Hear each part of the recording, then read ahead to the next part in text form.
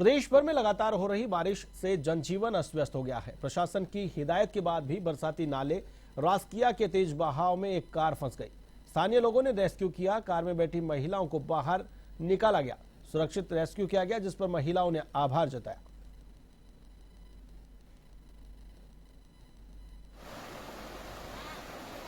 गाड़ी जो भी होता है इनको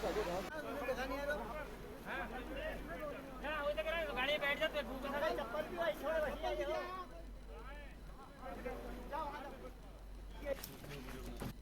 घर से स्कूल के लिए निकली थी। उनका नाम था ममता कोटलिया और तनुजा जोशी। ये स्कूल नहीं पहुंची हैं। इस सूचना पर तत्काल मौके पर पहुंचा और पुलिस बल के साथ उनकी खोजबीन की गई। तो ये ज्ञात हुआ कि वो बच्चियां घर से नदी पार करके किशन नगरी में एक जगह पर रुकी हुई थी बारिश के कारण। उनके घर वालों को सूचना दे दी गई है। एक दूसरी सूचना ये थी कि एक बच्ची चंपा पलड़िया जो 12वीं की छात्रा है और बोर्ड के बैक पेपर चल रहे हैं, वो नदी के कारण पेपर देने नहीं जा पा रही थी। गांव वालों की मदद से उस बच्ची को नदी पार करा के अपने वाहन में DGI। बरसात के चलते विकासनगर अंतर्गत पहाड़ी क्षेत्र जोनसार बावर के दर्जनों ग्रामीण क्षेत्रों में भूस्खलन के चलते मुख्य मार्ग पर संपर्क मार्ग बाधित हो गए हैं। वहीं लगातार हो रहे भूस्खलन के चलते सड़कें भी क्षतिग्रस्त होने से राहगीरों और ग्रामीणों को परेशानियों का सामना करना पड़ रहा है। भूस्खलन के चलते साहिया से 15 किलोमीटर दूर खमरोली गांव के मकानों में बढ़ती हुई दरारें दिखाई देने से ग्रामीणों में दहशत का माहौल है।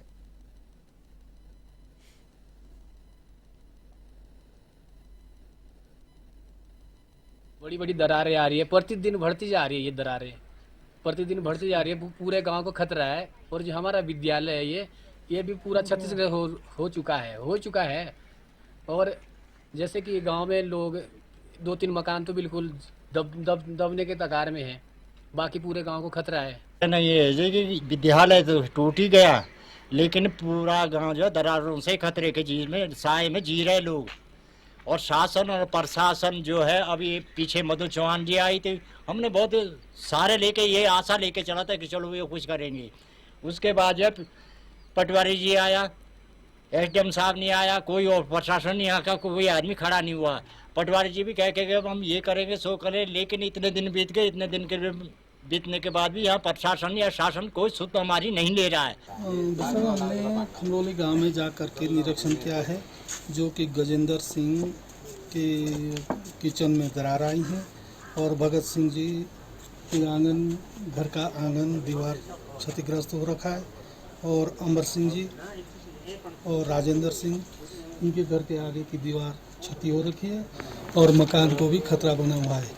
इसके अलावा अन्य कुछ? फिर गांव के बीचों बीच एक बहुत बड़ी दरार आ रखी है, जिसमें कि कम से कम 8-10 परिवार चपेट में है और खतरे की स्थिति में है। नुकसान तो पहाड़ी क्षेत्र में तो आप जानते हैं, बरसात में स्वाभाविक रूप से थोड़ा नुकसान तो होगा ही। रास्ते बंद हो रहे हैं, जो रास्ते बंद हो रहे हैं उनको खुलवाया जा रहा है। उसके अतिरिक्त हमने कंट्रोल रूम बनाया ताकि कहीं से भी किसी भी प्रकार की ऐसी कोई सूचना आए, उसमें हमारी राजस्व जो लाइन डिपार्टमेंट है वो अपनी मशीन भेज पाए, तत्काल इंजीनियर और बाकी लोग डिप्लॉय हो पाए। तो इसकी तरफ से हम मॉनिटरिंग कर रहे हैं। रुड़की में स्थानीय लोगों ने सद्भावना रैली निकाली। इस रैली में लोगों ने हिंदू, मुस्लिम, सिख, ईसाई आपस में है भाई ये नारे लगाए। सद्भावना रैली दिल्ली रोड से शुरू हुई, जो डबल फाटक, आर्मी चौक, SDM चौक होते हुए बाबा साहेब भीमराव अंबेडकर की मूर्ति पर पहुंची, जहां पर इस सद्भावना रैली का समापन किया।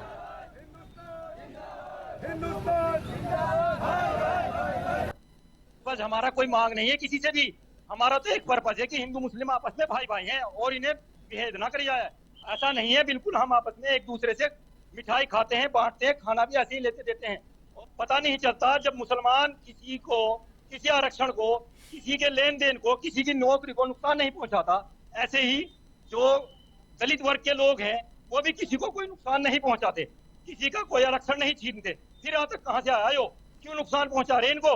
ये सद्भावना में रैली निकाली गई है ताकि देश में अमन और चैन रहे, भाईचारे को खत्म ना करे। जैसे हमारे साथ में हमारे हिंदू भाई भी है और मुसलमान भी है, सभी हम आपस में कोई भेदभाव नहीं करते।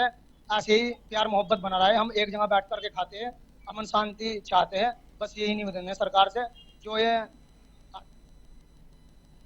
उत्तराखंड में भारतीय जनता पार्टी 14 अगस्त को व्यापक स्तर पर विभाजन विभीषिका दिवस मनाएगी। इस कार्यक्रम के लिए प्रदेश स्तर पर 3 सदस्यीय समिति का गठन किया गया है। उस कालखंड में जो यात्राएं लोगों को दी गई, उनकी याद में मौन जुलूस और ऑडिटोरियम में फिल्म दिखाई जाएगी। प्रदेश महामंत्री राजेंद्र बिष्ट ने को इस समिति का संयोजक बनाया गया है, जो इस कार्यक्रम की रूपरेखा तैयार करेंगे। वहीं भाजपा प्रदेश मीडिया प्रभारी मनवीर सिंह चौहान ने जानकारी देते हुए बताया कि प्रदेश अध्यक्ष महेंद्र भट्ट के निर्देशों पर प्रदेश महामंत्री राजेंद्र बिष्ट को इस समिति का संयोजक बनाया गया है। जब हमारे आदरणीय प्रधानमंत्री नरेंद्र भाई मोदी जी के नेतृत्व में जब से केंद्र में भारतीय जनता पार्टी की सरकार आई है और जब हमारे दुर्भाग्यपूर्ण हमारे देश का जब बंटवारा हुआ, उस बंटवारे के बाद बंटवारे की दंश जिन लोगों ने झेला, जो हजारों लाखों लोग उस बंटवारे के दौरान मारे गए, उनको श्रद्धांजलि देने के लिए भारतीय जनता पार्टी पूरे देश भर में विभाजन विभीषिका स्मृति दिवस के रूप में इसको व्यापक रूप से मनाने जा रही है।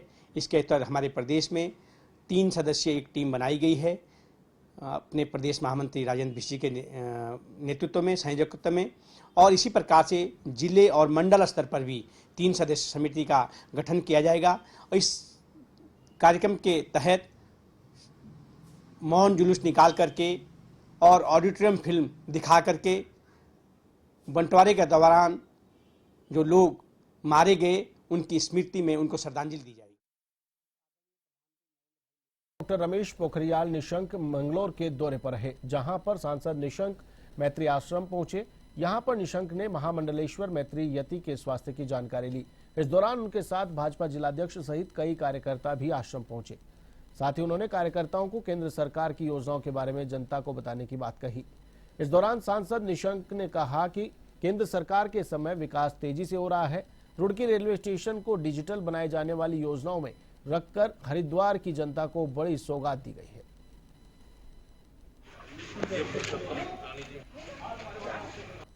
पूरे प्रदेश में सर्वाधिक लाभ मिला है हरिद्वार को। यदि मैं मंगलौर की ही बात करूं, जहां पर हम लोग यहाँ पर खड़े हैं, बैठे हुए हैं, मंगलौर में सबसे ज़्यादा जनधन के खाते खुले, मंगलौर में सबसे ज़्यादा गैस कनेक्शन मिले, मंगलौर में सबसे ज़्यादा फ्री विद्युत कनेक्शन मिले, मंगलौर में प्रधानमंत्री आवास मिले।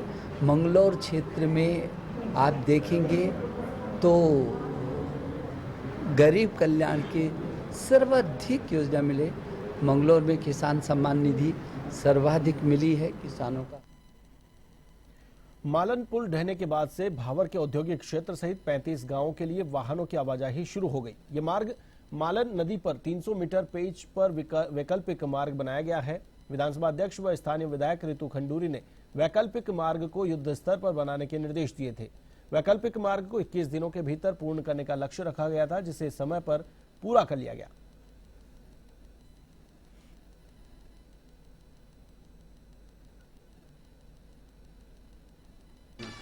मालन नदी पर पुल गिरने के बाद वैकल्पिक व्यवस्था हम लोगों ने करवाई है और आपको बताना चाहूँगी कि ह्यूम पाइप का पुल अभी वहाँ पर बना है। एक वैकल्पिक ही मार्ग है और वैकल्पिक व्यवस्था हमने प्रयास किया है कि कोटद्वार को मिल जाए, ताकि भावर और कोटद्वार शहर के बीच में जो दिक्कतें आ रही थी, जुड़ाव खत्म हुआ था, वो फिर से जुड़ जाए। एडमिनिस्ट्रेशन के लोग हैं, अफसरान जो लोग हैं, उन्होंने इस पर। रुद्रपुर कोतवाली पुलिस ने चोरी की 10 बाइक के साथ 3 आरोपियों को गिरफ्तार किया है। जिले के एसपी क्राइम चंद्रशेखर घोड़के ने बाइक चोरी के मामले का रुद्रपुर कोतवाली में खुलासा किया। कोतवाली पुलिस ने बाइक चोरी की घटना को अंजाम देने वाले 3 आरोपियों को गिरफ्तार किया है। वहीं आरोपियों की निशानदेही पर चोरी की गई 10 बाइक बरामद कर ली गई है।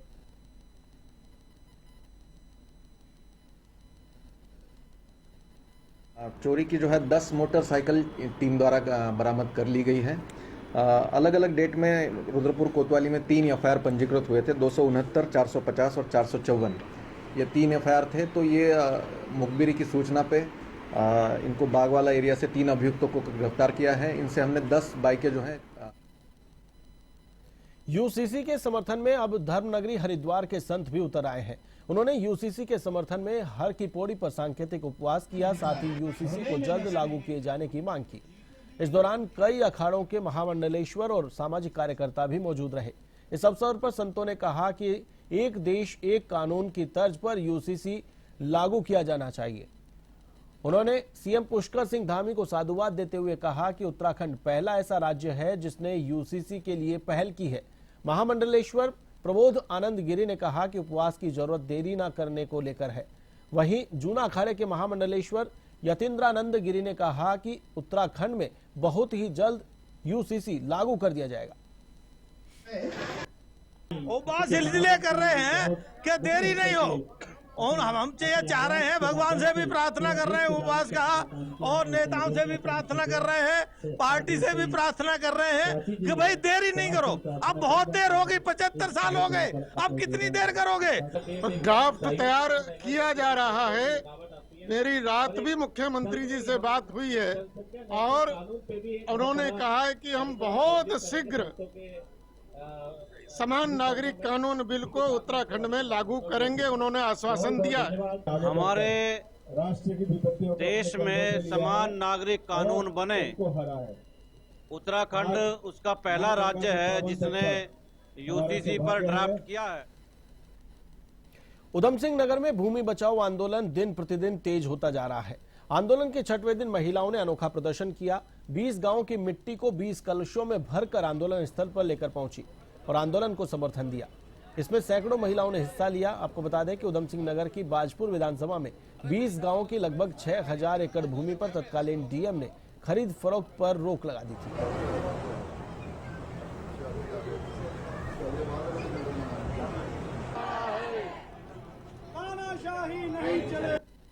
संस्थाओं ने हमें ज्ञापन दिए हैं और रोज का रोज हमारा हजूम जो है बढ़ता जा रहा है। यहाँ जगह नहीं, आज रही बारिश हो रही थी, लोग बाहर खड़े थे बारिश में।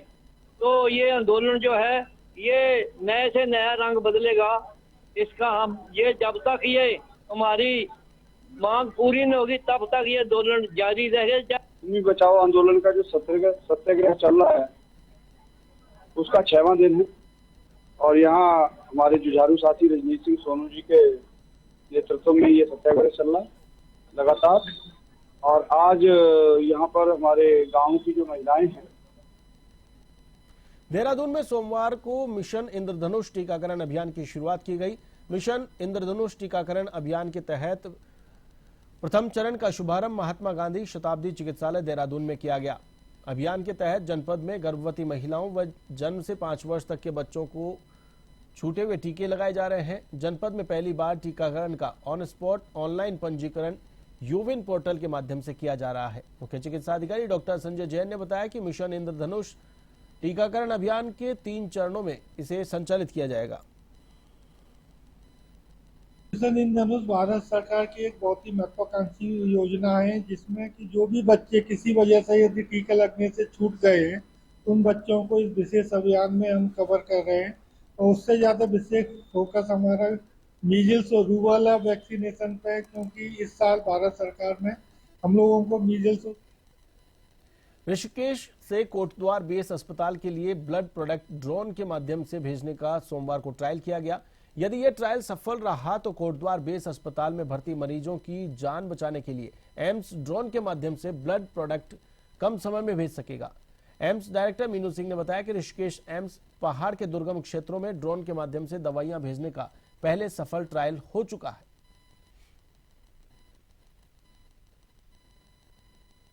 कोटद्वार के बेस हॉस्पिटल में भेजा गया है ब्लड का प्रोडक्ट्स जिसमें मतलब जो रेड ब्लड सेल्स होते हैं उसका कॉन्सेंट्रेट है और प्लेटलेट्स जो होते हैं उसका कॉन्सेंट्रेट है। सो ये टेस्ट ट्रायल है टू सी के जो ब्लड कंपोनेंट्स हैं वो ठीक अवस्था में वहाँ पहुँचते हैं कि नहीं पहुँचते हैं। उसके बाद फिर हम ये रेगुलर सर्विस करना शुरू करेंगे हमारी ब्लड ट्रांसफ्यूजन की। बुलेटिन में फिलहाल के लिए बस इतना ही। मुझे दीजिए इजाजत। देश और दुनिया की तमाम ताजा तरीन खबरों के लिए आप देखते रहिए A1 TV। नमस्कार।